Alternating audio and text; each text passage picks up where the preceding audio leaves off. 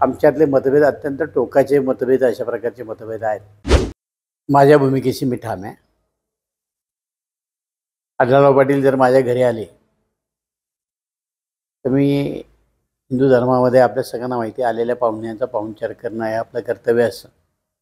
पहिल्यांदाच माझ्या घरी आले होते, त्यामुळं मी त्यांचा आदर सत्कार केला, चहापान झाला. अनेक विषयावर आमच्या चर्चा झाल्या.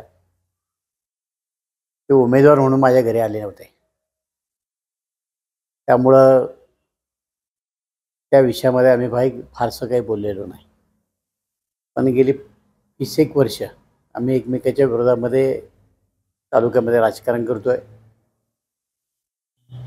आणि आमच्यातले मतभेद अत्यंत टोकाचे मतभेद अशा प्रकारचे मतभेद आहेत.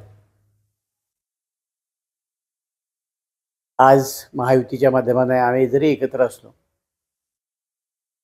तरीसुद्धा आमच्यातले ते मतभेद पेटले नव्हते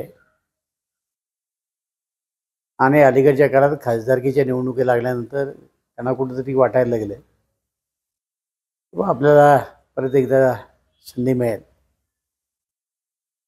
आणि त्या माध्यमातून त्यांनी जवळीक साधण्याचा प्रयत्न निश्चितपणाने केलेला आहे. शेवटी उमेदवार म्हटल्यानंतर निवडणुकीकरता लागलेले सगळे प्रयत्न तू करत असतो. अशाच पद्धतीने काल ते माझ्याकडे आले होते आणि मी मैत्री म्हणून बऱ्याच गप्पा मारल्या.